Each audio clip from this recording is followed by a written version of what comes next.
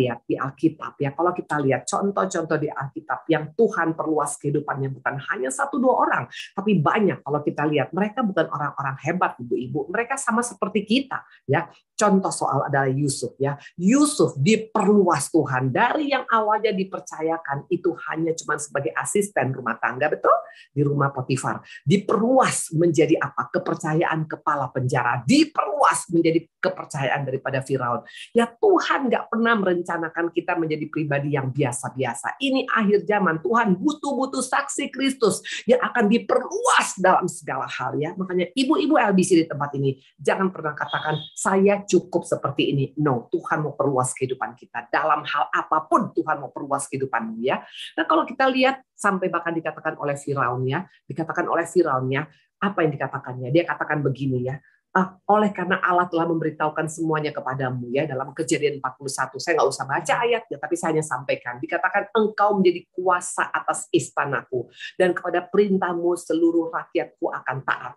Hanya tahta ini yang menjadi kelebihanku. Bayangkan, hanya yang membedakan Yusuf dengan Firaun hanya tahtanya, hanya posisinya, hanya dia punya rajanya saja, tapi seluruhnya Tuhan perluas untuk seorang Yusuf. Betul? Ini Yusuf. Mungkin kita bilang ya Yusuf beda lah dengan kita Bu Indri. No ya. Nah kalau kita buka lagi Daud juga diperluas, betul? Mana buktinya? Dari tukang angon kambing diperluas menjadi Israel satu, menjadi raja bukan bangsa ecek-ecek, tapi bangsa pilihan Tuhan. Tuhan mau perluas kehidupan kita. Apapun yang engkau kerjakan hari ini, mau pelayanan kita, mau kerohanian kita, mau rumah tangga kita, mau kita punya usaha, mau kita punya hati, semua Tuhan mau perluas ya, karena Tuhan nggak mau kita hanya menjadi biasa-biasa. Kalau kita lihat juga Abraham jelas diperluas. Tadinya dia berpikir hanya punya satu nama, anak Ishak, betul, tapi Tuhan perluas menjadi bapak banyak bangsa. Intinya semua kita di tempat ini akan mengalami hal yang sama. Kalau kita lihat juga Daniel diperluas. Awalnya dipercaya oleh siapa? Oleh hanya cuma Nebukadnezar. Diperluas menjadi 3 raja. Yang pertama Nebukadnezar, kedua Belsasyar, dan ketiga Raja Darius dari Persia ya. Semua mau diperluas kapasitasnya. Dan ini bukan hanya untuk Daniel, bukan hanya untuk Daud, bukan hanya untuk Abraham, bukan hanya untuk Yusuf, tapi untuk setiap kita. Aminkan ini ya. Nah mungkin kita bilang Bu Indri, kalau keadaannya semua baik-baik saja, wajar kita diperluas. Kalau nggak ada COVID, wajar diperluas. Usaha makin berkembang, makin ekspansi, betul. Tapi saat ini faktanya nggak seperti itu. Boro-boro diperluas Bu Indri, yang ada makin mengkerut, makin mengkecil ya. Usaha saya sekarang sudah mulai tutup yang tutup ini. Bahkan kita lihat sekarang gereja-gereja banyak yang tutup, bahkan pelayanan-pelayanan juga sekarang banyak yang mengkerut. Dulunya mungkin banyak datang karena tempatnya yang bagus, sekarang dengan Zoom semakin berkurang. Mana buktinya Bu Indri? Kita mulai memperkatakan seperti itu. Kalau saya selalu pegang janji Tuhan. Ya, karena waktu engkau melihat fakta, kita tidak akan bisa berjalan dengan Tuhan sampai finishing well. Ya, dikatakannya akan diperluas. Kalau engkau melihat contoh-contoh di Alkitab, kehidupan orang yang diperluas itu nggak mulus langsung. Percayalah. Kita mungkin tahu bagaimana seorang Daud ya. Daud diperluas. Kalau kita melihat Daud, pasti semua bilang begini, saya pengen dong kayak Daud, Bu Indri, hebat sekali ya, dari yang nggak diperhitungkan menjadi diperhitungkan. Tapi kalau kita lihat kehidupan sebelumnya, Daud itu bukan orang yang happy. Dia punya keluarga yang toksik. Tahu nggak keluarga toksik? Papa mamanya membeda-bedakan. Kita tahu sendiri betul bagaimana dia dibeda-bedakan. Waktu ada Samuel datang, hanya dia yang nggak dipanggil. Artinya dia ini nggak pernah dianggap, karena mungkin dianggap hanya nelayan bodoh, hanya cuma gembala bodoh. Kakak-kakaknya semua orang-orang hebat, belum lagi abangnya. Waktu dia datang menghadapi Goliat ya, hanya mengantar makanan. Apa yang dikatakan abang-abangnya? Ngapain kamu kemari? Seringkali mungkin kita mengalami hal seperti itu karena kita dianggap lebih biasa dari keluarga, nggak pernah dikasih ruang untuk bicara, nggak pernah dikasih ruang untuk bisa berkembang karena dianggap bodoh, nggak bisa apa-apa. Belum lagi istrinya. Harusnya Daud merasa yakin, mungkin dalam keluarga besar dia tidak bisa mendapatkan kebahagiaan, tapi dari istri pun enggak. Kita lihat bagaimana istri daripada Daud, anak daripada Raja Saul yang menghina habis-habisan, tidak pernah mengalami penghargaan dalam rumah tangga. Itulah Daud. Belum lagi mertuanya, belum lagi anak yang sangat diharapkannya untuk mengasihi dia, Absalom. Itu malahan menghancurkan dia, mau membunuh dia, mau menggulingkan dia. Daud ini bukan lahir dari keadaan yang baik. Daud mengalami pandemi bukan cuma 1 tahun, 2 tahun, 3 tahun seperti kita. Dari mulai kecil dia mengalami pandemi. Bahkan kalau engkau baca kisah Yefta, ya Yefta itu di Hakim-Hakim ya. Yefta itu di Hakim-Hakim, dia lahir daripada perempuan sundal. Hakim-Hakim 11 nanti boleh baca ya.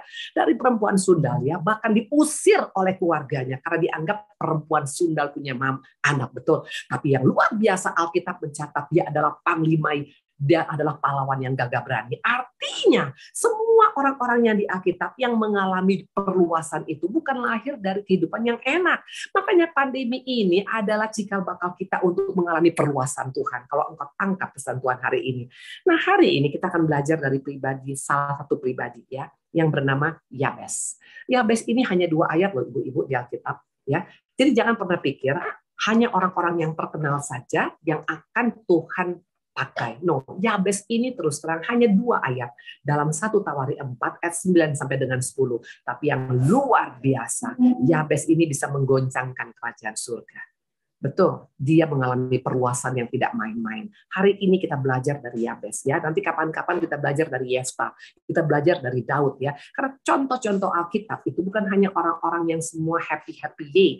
Mereka mengalami pandemi bukan hanya 1-2 tahun, berpuluh-puluh tahun. Tapi yang membedakannya bagaimana respon mereka menghadapi pandemi, menghadapi masalah, menghadapi persoalan. Itu orang-orang yang akan menggoncangkan dunia ini ya.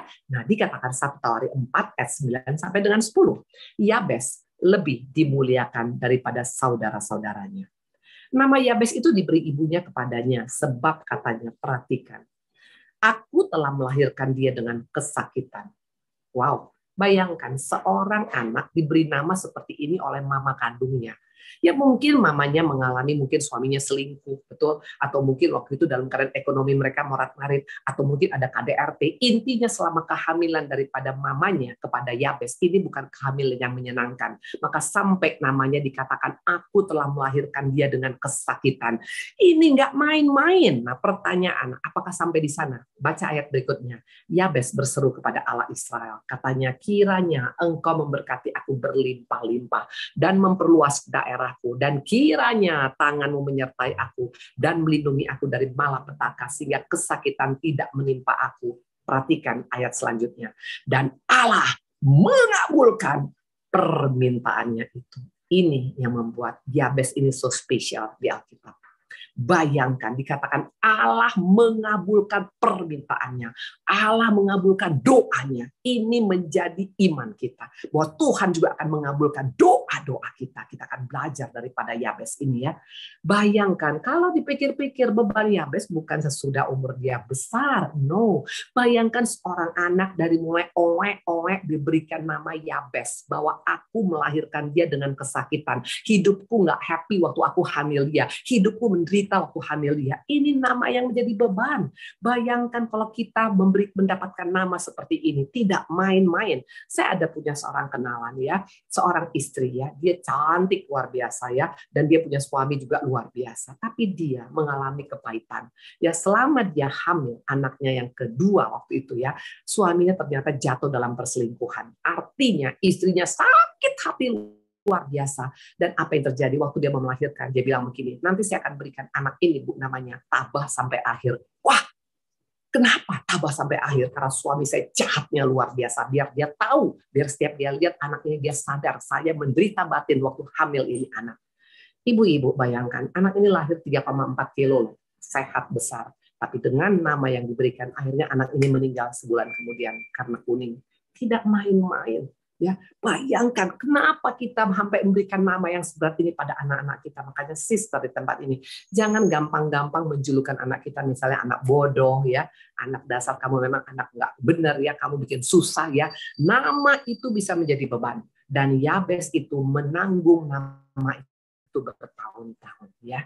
Pertanyaan saya sekarang, apakah Yabes kepahitan? Apakah Yabes marah dengan mamanya? Apakah Yabes bilang, Tuhan engkau tidak adil? Karena dia pasti dibully loh. Pasti dibully di sekolah dengan bilang, dasar tuh kamu tuh makanya Yabes, Yabes. Mamamu berarti sebel lihat kamu. Ini gak mudah ya. Bully itu bukan baru sekarang ya. Pasti dia akan dibully habis-habisan di sekolah. Karena Yabes artinya mamanya melahirkan dia dengan kesakitan. Itu arti Yabes. Makanya hati-hati kalau memberikan nama kepada anak kita. Jangan juga terlalu berat. Saya pernah ada ketemu orang, nama anaknya luar biasa. Matius, Markus, Lukas, Yohanes dibikin. Ini nggak main-main. Mungkin saking percayanya sampai nama semuanya hamba Tuhan dia tulis ya. Kita mesti minta hikmat memberikan nama kepada anak-anak kita. Nah dikatakan Yabes, apakah dia tawar hati? Apakah dia kecewa? Apakah dia kepahitan? Jawabannya no. Kenapa saya berani berkata no? Karena tadi dikatakan doa Yabes ini doa yang sangat-sangat viral. Bahkan kalau kita lihat banyak gereja-gereja mendoakan doa Yabes ini bahkan sebelum doa firman. Betul, karena doa Yabes ini powerful, bisa menggoncangkan dunia, menggoncangkan surga ya. Dia bukan hamba Tuhan besar, dia bukan pendeta besar, tapi doanya bisa menggoncangkan surga. Ini yang luar biasa. Nah, apa pesan Tuhan pada setiap kita? Yabes nggak ciut dengan masalah yang dihadapinya. Yabes nggak ciut dengan nama yang sangat membebani dia. Makanya ini juga sebagai pesan kita. Jangan ciut dengan pandemi ini. Jangan ciut dengan apapun yang kau hadapi pada saat ini. Karena ingat, kalau Yabes bisa dijawab Tuhan doanya, kita pun pasti bisa mengalami hal yang sama.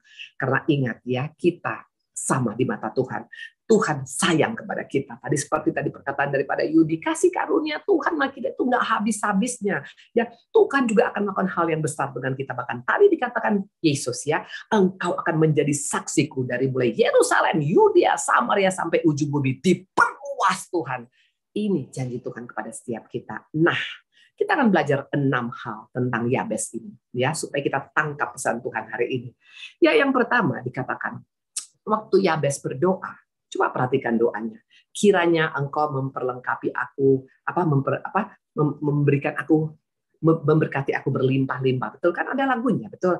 Kiranya engkau memberkati aku berlimpah-limpah, betul? Ya, dan memperluas daerahku dan seterusnya dan seterusnya. Nah, waktu dia berdoa, saya mau tanya, apa yang kita dapat dari doanya?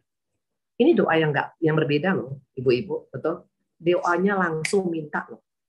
Bisa nggak kita bilang ini Yabes kebangetan, betul? Masa datang sama Tuhan langsung minta-minta? Kayaknya dia nggak tahu tata krama, betul? Kan yang pantasnya kalau kita misalnya ketemu orang, misalnya sekarang ibu-ibu ketemu Ibu Indri, pasti dong pertama bilang, Bu Indri gimana kabarnya, sehat, betul ya, betul ya? Ya itu wajar, betul. Baru nanti mungkin ada permintaan kita, oke lah. Tapi Yabes ini to the point, langsung dia bilang, kiranya engkau perluas, kiranya engkau berkati aku berlimpah-limpah. Ini orang nggak tahu tata krama kesannya. Nah, ada 2 versi. Yang pertama kita anggap Yabes ini nggak tahu tata krama. Dia mungkin nggak pernah belajar dengan John Robert Tower bagaimana cara etika untuk berbicara kepada orang. Betul, itu yang pertama. Tapi yang kedua, kalau saya dapat berbeda. Berarti kalau Yabes sampai berani langsung ngomong kepada Bapa, dia punya hubungan yang sangat intim dengan Tuhan. Karena keintiman bisa membuat orang berbeda. Ya kayak saya misalnya tadi ketemu dengan kalian. Kalau pertama kali mungkin kalian undang ibu di LBC, nggak mungkin tadi saya langsung bilang, hai cantik, gimana kabarnya? Luar biasa di LBC, betul? Karena aku udah kenal kalian sebelumnya, betul? Tapi waktu pertama kali datang, pasti kita masih resmi dong, masih formal dong. Nah, Yabes nggak pakai formal-formal sama Tuhan. Karena dia punya hubungan yang intim dengan Tuhan. Wow, ini yang luar biasa. Mungkin kita bilang, masa sih Bu Indri? Jadi kalau intim boleh kayak gitu? Yes. Mana buktinya? Kita buka Kejadian 13 ayat 23. Ini seorang Abraham. Dia juga punya keintiman dengan Tuhan. Mana buktinya? Kita lihat waktu dia datang kepada Tuhan. Waktu dia berdoa kepada Tuhan. Sangat bebas ya. Sangat langsung. Mana buktinya? Waktu ada Sodom yang mau dihancurkan. Abraham datang, Kejadian 13 ayat 23. Abraham datang mendekat dan berkata. Perhatikan, Abraham datang mendekat dan berkata, artinya Abraham datang berdoa. Apa yang dikatakannya? Perhatikan, apakah engkau akan melenyapkan orang benar bersama dengan orang fasik? Wow, nggak pakai basa-basi, langsung Abraham bilang, apakah engkau akan menyelenyapkan orang benar bersama dengan orang fasik? Ayat 25, perhatikan. Jauhlah kiranya daripadamu untuk berbuat demikian, membunuh orang benar bersama dengan orang fasik. Jauhlah kiranya yang demikian daripadamu, masakan hakim segenap bumi tidak menghukum dengan adil. Wow, menohok banget omongannya. Ini bukan doa yang punya sopan menurut kita. Enak aja nih Abraham langsung ngomong seperti itu ya. Nah, apa Abraham? Karena seenaknya jawabannya. Abraham punya hubungan yang sangat dekat dengan Tuhan. hubungannya sangat dekat dengan Tuhan. Mana buktinya? Kita buka Yakobus 2 ayat 23. Bukan Abraham yang ngomong, bukan saya yang ngomong, tapi Alkitab yang mencatat Abraham itu adalah sahabat Tuhan. Mana buktinya? Yakobus 2 ayat 23. Dengan jalan demikian genaplah nas yang mengatakan, lalu percayalah Abraham kepada Allah. Maka Allah memperhitungkan hal itu kepadanya sebagai kebenaran. Karena itu Abraham disebut, ya, Yakobus 2 ayat 23. Karena itu Abraham disebut sahabat Allah. Wow. Seorang sahabat memiliki personal relationship yang sangat intim dengan Tuhan. Keintimannya membuat dia bisa bebas ngomong dengan Tuhannya. Dia bebas ngomong dengan Bapaknya. Ingat, kita dengan dia bukan formal. Kita anak, dia Bapak kita. Kita bisa ngomong dengan Tuhan. Kita bisa bebas ngomong dengan dia karena kita adalah anaknya. Bayangkan kita di tempat ini yang punya anak. Ya, kira-kira kalau anak kita mau ngomong, apakah formal banget? Apakah bilang, Mama, dengan ini saya akan berbicara kepadamu. Tolong engkau mendengar. No, ya. Saya dengan anak saya 4 itu bisa langsung sambil peluk-pelukan. Ma, mau dong ini, Ma. Ma pengen ke sini yuk, Ma. Ma pengen makan di sini karena anaknya. Halo, bagaimana kita dengan Tuhan kita? Waktu kita menjadi pribadi yang sangat kaku dengan Tuhan kita, sangat formal dengan Tuhan kita, yakin kita punya keintiman dengan dia. Yabes intim dengan Tuhan. Abraham intim dengan Tuhan, maka dia bisa bebas ngomong seperti ini. Dia bisa curhat habis-habisan, ya. Makanya hari-hari ini mari sisterku sayang, ya. Tadi saya suka dengan apa yang dikatakan oleh Yuni, ya. Sabatikal. Untuk engkau punya waktu untuk sabatikal. Ini bicara tentang kita membangun relationship dengan Tuhan. Kita membangun hubungan dengan dia. Kedekatan kita dengan Tuhan membedakan kita cara menghadapi masalah. Yabes ini sangat-sangat membangun hubungan dengan bapaknya. Makanya dia bisa bebas ngomong. Abraham juga membangun hubungan. Daud juga membangun hubungan. Coba kita buka Keluaran 24 ayat 18. Mungkin nggak orang bisa melakukan ini kalau nggak punya hubungan yang dekat dengan Tuhan. Keluaran 24 ayat 18. Masuklah Musa ke tengah-tengah awan dengan mendaki gunung itu ke Sinai, ya. Lalu tinggallah dia di atas gunung itu 40 hari dan 40 malam, tidak main-main. Seorang yang tidak punya hubungan dengan Tuhan dekat tidak mungkin bisa 40 hari 40 malam di gunung Sinai, ya. Tidak mungkin kita bisa sabatikal kepada Tuhan sampai bisa berjam-jam, berhari-hari kalau tidak dibangun hubungan dulu dengan dia. Kita perlu membangun hubungan. Makanya Musa itu berbeda. Bayangkan 40 days, 40 hari, 40 malam. Yesus membangun hubungan dengan Bapaknya. Dia bisa berpuasa 40 hari, 40 malam, ya. Hari-hari ini jangan bangga dengan engkau membangun hubungan dengan orang kaya saja, dengan orang hebat saja. Gak jadi jaminan. Tapi kalau kita membangun hubungan intim dengan Tuhan, ini modal kita. Untuk kita bisa seperti Yabes, bisa seperti Daud, bisa seperti Abraham, bisa seperti Daniel, ya. Karena kita akan mengalami pandemi, kita akan mengalami kekeringan, kita akan mengalami banyak tantangan-tantangan. Itu sudah dinubuatkan. Jangan pernah bilang Indonesia, dunia akan semakin aman. Lihat sekarang peperangan yang terjadi di Ukraina dengan Rusia, itu masih awal. Nanti dikatakan matahari akan gelap. Tahu apa artinya ibu-ibu? Matahari akan gelap, tidak ada masa depan. Tidak kelihatan masa depan, nggak tahu kita mau apa. Bahkan dikatakan bulan akan seperti darah. Ini akan banyak, nanti akan banyak kematian, akan banyak korban karena peperangan. Itu sudah dinubuatkan. Tapi kalau kita punya hubungan dengan Tuhan, kita membangun hubungan dengan Tuhan, ini yang membuat kita bisa mengenal Dia dengan benar. Ya, maka membuat kita tidak akan gampang ciut, ya. Yabes, ya, walaupun dia mengalami beban berat, tapi dia membangun ini respon yang benar, ya. Nah, kita lihat ciri orang membangun hubungan, doanya akan berbeda.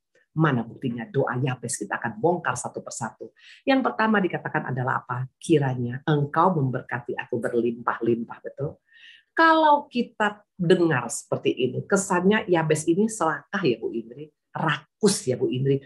Bu, kalau minta itu ya jangan langsung berlimpah-limpah lah, ya minta aja ya Tuhan, ya kalau bisa ya pokoknya ya cukup-cukup makan. Kan itu lebih bagus Bu Indri. Yabes gak seperti itu doanya. Kenapa? Karena Yabes punya hubungan dengan Bapa. Dia tahu siapa Bapaknya, dia tahu apa janji Bapaknya. Apa janji Bapa kita? Apa janji Yesus pada kita? Buka Yohanes 10 ayat 10b. Ini janji Bapa kepada kita, ini janji Yesus kepada kita. Makanya Yabes nggak ragu untuk minta ini kepada Bapaknya, karena memang Bapa yang menjanjikan. Dikatakan Yesus, aku datang supaya mereka mempunyai hidup dan mempunyainya dalam segala kelimpahan. Tuhan nggak pernah menjanjikan kita defisit, ibu-ibu. Tuhan janjikan kita kelimpahan, kelimpahan damai sejahtera, kelimpahan sukacita, kelimpahan berkat, kelimpahan keselamatan, kelimpahan kerukunan rumah tangga. Semua kelimpahan Tuhan janjikan pada kita. Makanya Yabes minta. Jadi Yabes bukan berlebihan. Yabes minta sesuai dengan apa yang dikatakan bapaknya. Kenapa dia bisa tahu? Karena dia punya hubungan yang dekat dengan bapaknya. Kalau engkau tidak punya hubungan yang dekat dengan bapaknya, kalau kita tidak kenal bapak kita, nggak mungkin kita bisa ngomong seperti ini, betul? Tapi karena kita kenal siapa bapak kita, makanya harus membangun hubungan intim dengan dia. Kenali dia melalui apa? Firman. Atau engkau banyak merenungkan firman, kita akan tahu siapa Bapak kita.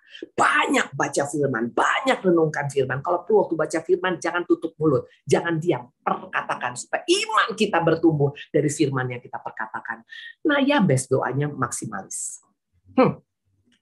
Yabes doanya maksimalis. Karena Tuhannya maksimalis. Seringkali doa kita minimalis, betul? Doa kita minimalis. Mana bukti orang yang doa minimalis? Doa yang minimalis, doa yang mintanya ya kalau bisa lah, kalau enggak ya enggak apa-apa lah. Itu doa minimalis, ibu-ibu. Doa kita harus maksimalis karena Allah kita maksimalis ya. Makanya engkau harus tahu siapa Allah kita, apa kemampuan Allah kita, bagaimana kuasa Tuhan kita, apa kedaulatannya. Akan berbeda doa kita. Doa kita doa yang maksimalis. Mana contoh orang Kristen banyak doanya minimalis? Yuk kita buka Markus 4 ayat 38. Enggak jadi jaminan kita sudah ikut Tuhan bertahun-tahun. Enggak jadi jaminan kita sudah melayani Tuhan bertahun-tahun. Karena doa yang minimalis tidak akan menyentuh hati Tuhan. Tuhan kecewa. Kenapa engkau minimalis anakku? Padahal aku maksimalis padamu. Aku datang ke dunia ini lahir di kandang binatang. Aku lahir sebagai anak tukang kayu. Aku mati di kayu salib. Aku berangkat ke surga menyediakan tempat bagimu. Waktu aku pergi kuberikan roh penolong, kurang apa lagi aku, kata Tuhan. Tapi kita seringkali minimalis bersikap kepada Tuhan kita. Markus 4 ayat 38. Pada waktu itu Yesus sedang tidur di sebuah buritan di sebuah tilam. Murid-muridnya membangunkan waktu ada sekonyong-konyong, ada badai ya. Dia katakan begini, "Guru, engkau tidak peduli kalau kita binasa." Ini doa minimalis. Ini doa putus asa. Ini doa mengerang. Ini doa minimalis. Tuhan gak akan tersentuh melihat doa-doa seperti ini. Ibu-ibu, kenali Allah kita. Kenali Bapamu. Ambil banyak waktu sabatikal saat-saat seperti ini. Duduk diam di kaki Tuhan agar kita mengenal siapa Dia. Kita akan mengenal kasih-Nya, mengenal kebaikan-Nya, mengenal kuasa-Nya, mengenal pembelaannya pada kita. Kita akan mengenal Dia lebih banyak lagi.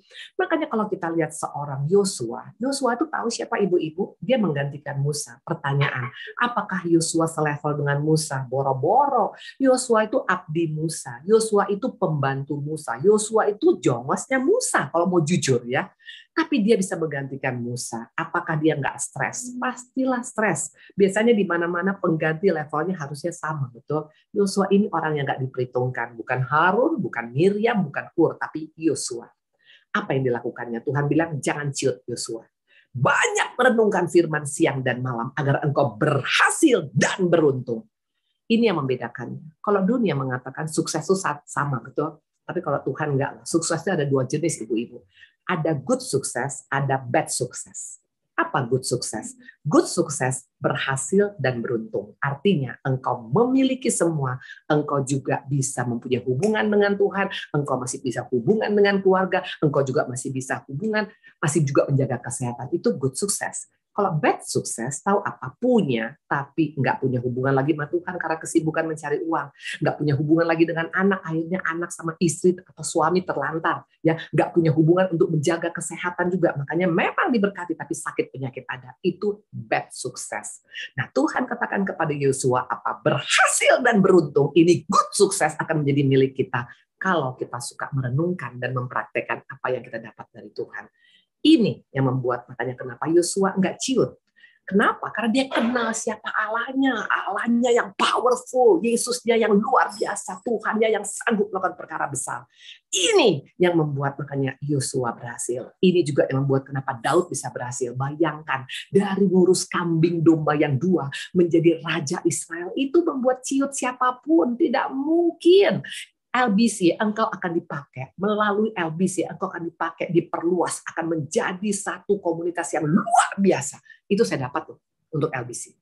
Nah, kita mungkin bilang, Allah Bu Indri, masa sih? Makanya ambil banyak waktu sabatikal untuk engkau bisa melihat nanti bagaimana Tuhan akan membawa kalian luar biasa ya.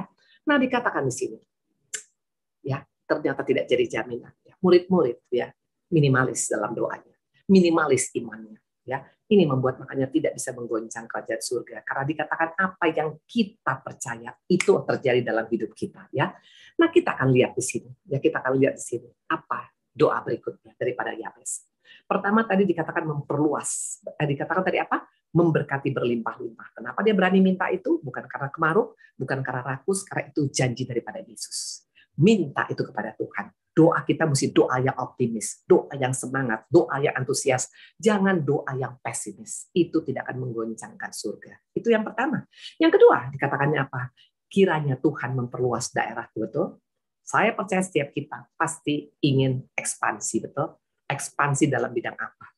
Ini natur manusia. Salah nggak, Bu? Nggak salah. Karena itu juga janji Yesus. Tuhan menjanjikan kita untuk ekspansi. Mana Yohanes 14 ayat 12. Waktu Yesus sebelum naik ke surga, Yesus ingatkan ini kepada setiap kita. Kita mungkin lupa ya.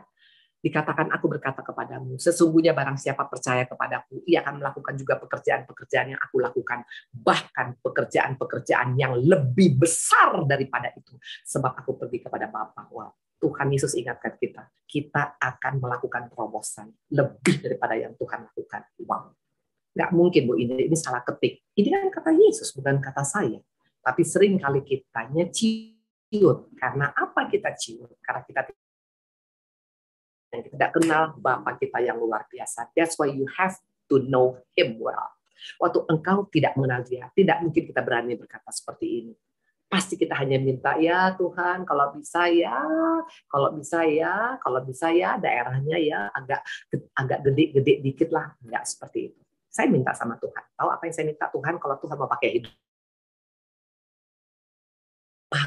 Bapak, puas Bapak Tuhan untuk kemanapun engkau mau pakai. Karena bukan untuk hidupku, untuk saya, tapi untuk memperluas apa keinginan Tuhan. Kenapa takut minta itu kepada Tuhan? Minta itu kepada Tuhan.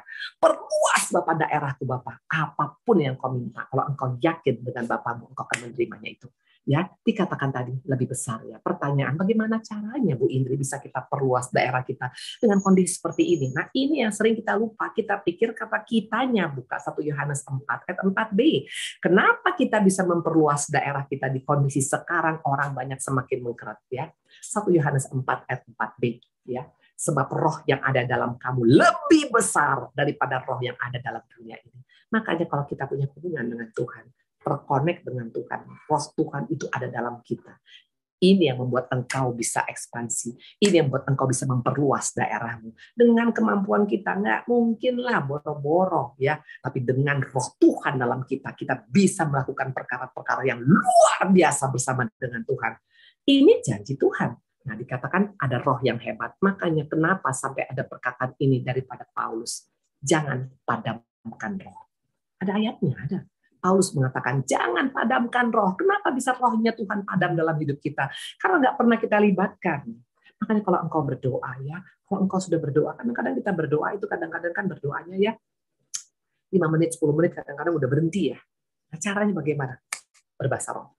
Itu salah satu untuk mengaktifkan roh kita. Ya, banyak berbahasa roh. Karena ini membuat engkau akan mendengarkan banyak apa yang menjadi mau Tuhan sampaikan ya. Saya bukan mau roh saya di sini, tapi intinya kalau roh Tuhan itu sering, roh Tuhan itu kadang-kadang bicara halus loh ibu, halus dan sangat-sangat pelan.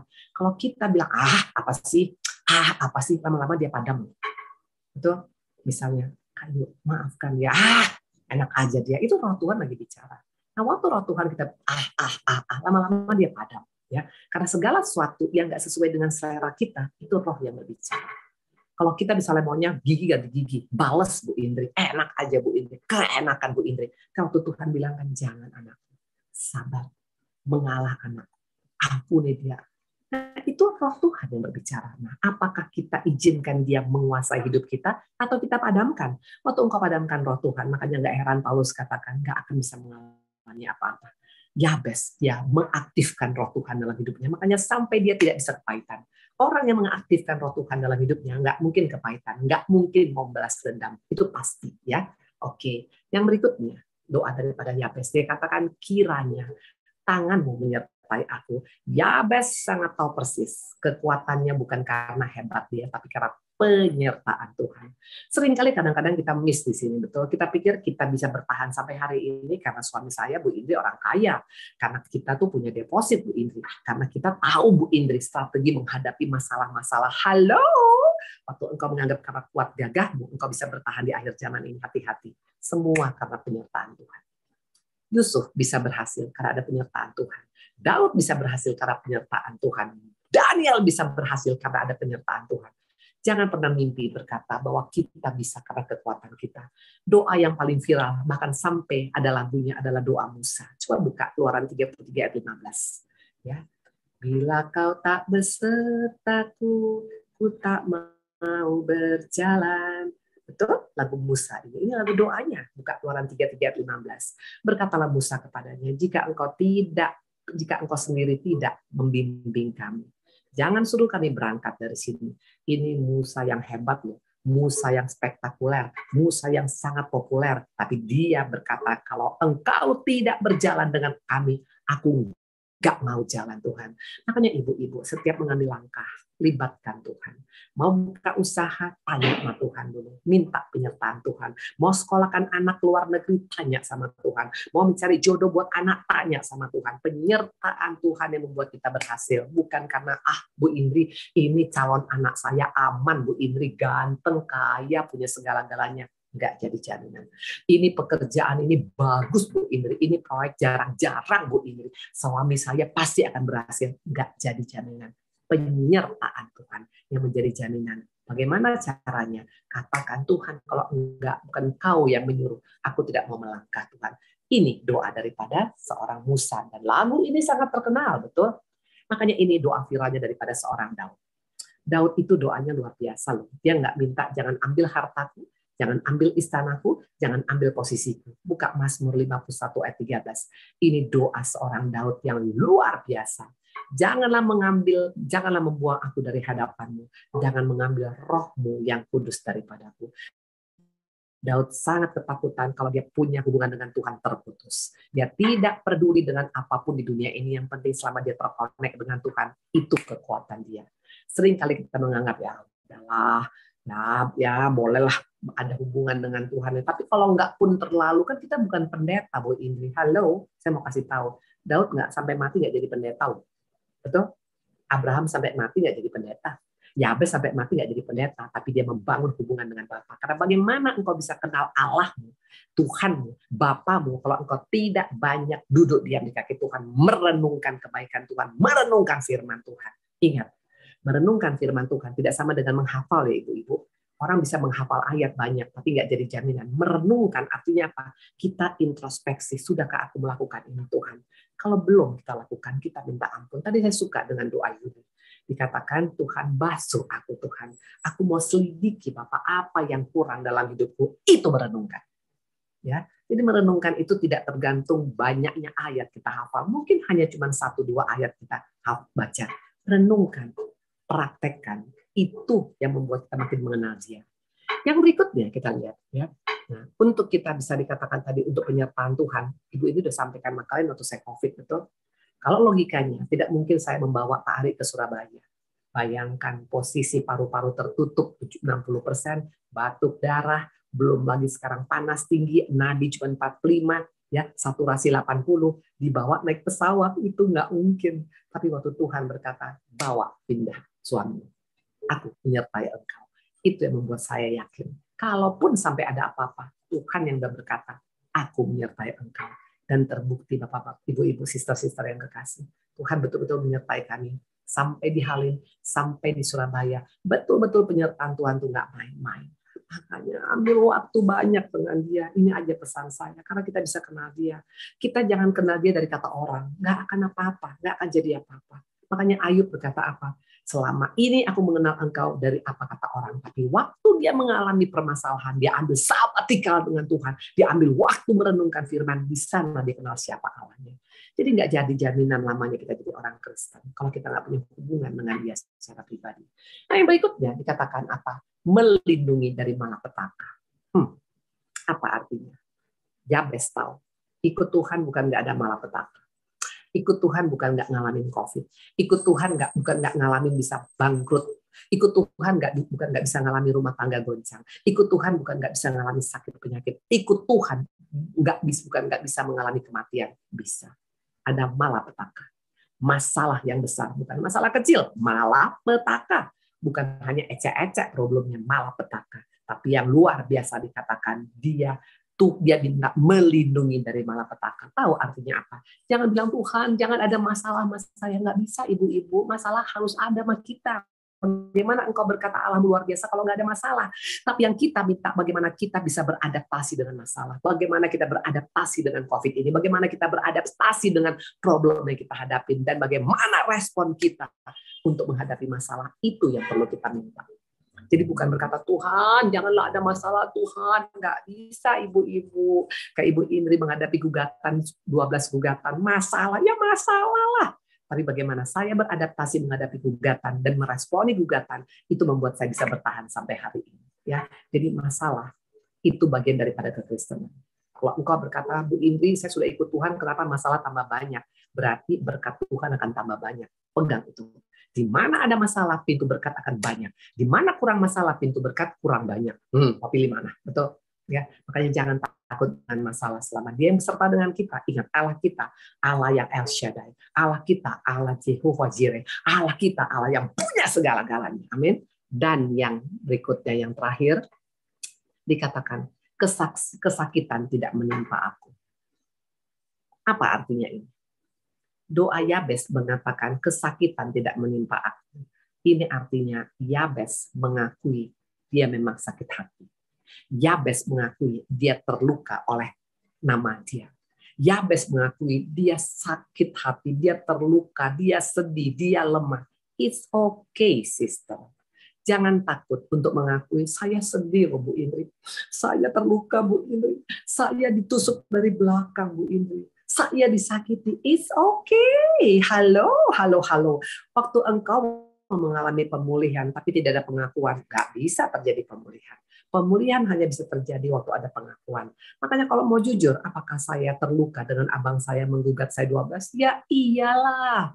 Nggak mungkin lah nggak terluka. Abang saya, waktu kami kecil bareng-bareng. Bahkan dia suka bela saya suka bela dia. Saya masih ingat waktu dulu pernah kami bagaimana kami sama-sama. Itu paling dekat sama saya, paling intim.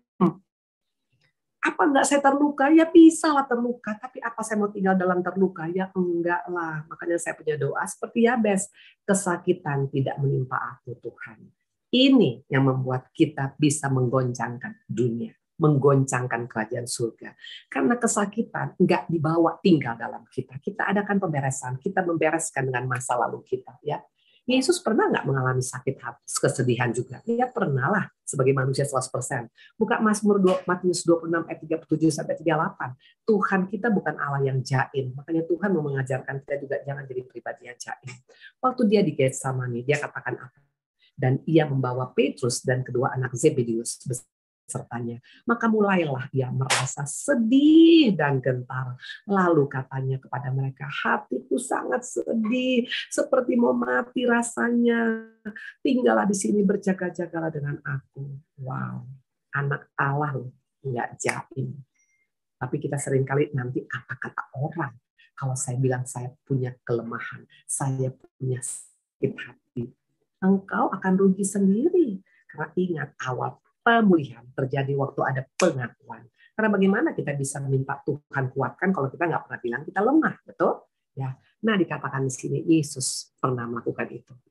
Nah, kalau kita lihat contoh-contoh di Alkitab, banyak semuanya orang yang pernah mengalami kesakitan.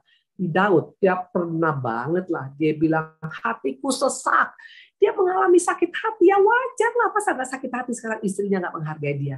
Masa nggak sakit hati sekarang mertuanya mau bunuh dia sampai mengejar dia kayak orang teroris? Masa dia nggak sakit hati sekarang melihat sekarang anaknya mau bunuh dia? Ya pastilah pernah terluka. Tapi yang luar biasa, dia keluar dari rasa terluka. Coba kita buka satu lagi, seorang rasul yang sangat terkenal. yang bisa menulis lebih daripada setengah buku dari Perjanjian Baru. Pernah nggak mengalami sakit hati? Yuk buka 2 Timotius 4 ayat 14 supaya kita belajar dari sini. Jangan bangga menjadi pribadi yang jaim rohani. Ya, mengaku kemelemahan kita is fine. Kita masih human being, masih manusia, betul?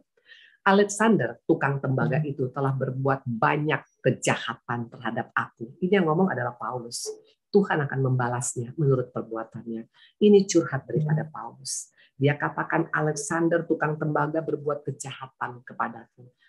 Paulus terluka, Paulus kecewa, Paulus sakit hati. Pertanyaan, apakah dia tinggal dalam sakit hati? No. Karena ayat berikutnya dia katakan Tuhan akan membalas perbuatannya itu. Artinya apa? Dia melepaskan hak membalas kepada Tuhan. Orang-orang yang bisa melepaskan hak membalas kepada Tuhan adalah orang-orang yang sudah berdamai dengan masa lalu.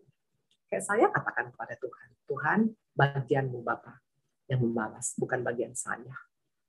Bagian aku mengampuni abangku, mengasihi abangku, memberkati abangku. Tapi pembalasan bukan kita. Pembalasan daripada Tuhan. Karena Allah kita Allah yang adil. Sister, hari ini kita belajar. Dikatakan tadi di sini, pertanyaan, kenapa bisa seorang Yabes begitu pede? Karena dia pegang janji Tuhan. Dia kenal siapa bapaknya, dia kenal Allahnya. Tinggal bagian dia melakukan apa yang harus dia lakukan. Sebaliknya, dia juga tahu janji itu perbuatan si jahat. Kalau dia nggak melakukan, maka perbuatan si jahat akan terjadi dalam hidupnya. Yaitu Yohanes 10, ayat 10a. Ini perbuatan si jahat. Pilihan ada di kita. Yohanes 10 ayat 10a tergenap waktu kita tidak melakukan bagian kita. Pencuri datang hanya untuk mencuri, membunuh, dan membinasakan.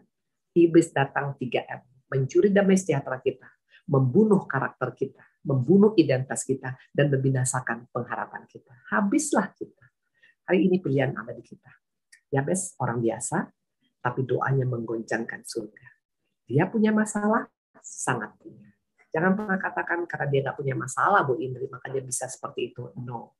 Dari mulai kecil, dia sudah disebut namanya Yabes. Aku melahirkan dia dengan kesakitan. Ini beban yang tidak main-main. Hari ini mari kita koreksi diri kita. Kalau kita punya masalah seperti yang dialami,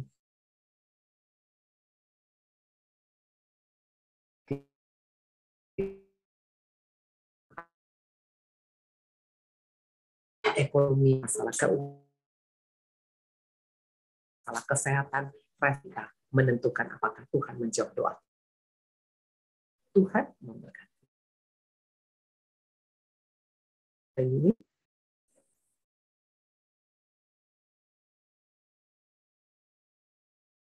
kita mau tutup dengan doa dulu. Gimana sister-sister semuanya diberkati hari ini? Terima kasih Ibu. Sorry tadi nge-lag sedikit. Saya nggak tahu saya punya atau Ibu punya. Tapi sudah. Terima kasih buat Ibu yang terus mengingatkan kita ya. Banyak sekali rangkumannya. Saya setiap kali kalau Ibu sudah mulai berbicara, saya harus siapkan buku coretan. Jadi saya bisa malam review lagi karena Ibu kan ngomongnya cepat dan poinnya banyak sekali yang bagus-bagus gitu. Jadi sayang gitu kalau dilewatkan. Jadi terima kasih buat terus mengingatkan kita banyak hal ya yang tadi Ibu udah cerita mengenal Tuhan, membangun hubungan. Nanti kita terus belajar lagi dan mungkin kalau hari ini teman-teman ada yang dapat sesuatu berkaitan dengan apa yang barusan saja Ibu sampaikan, mau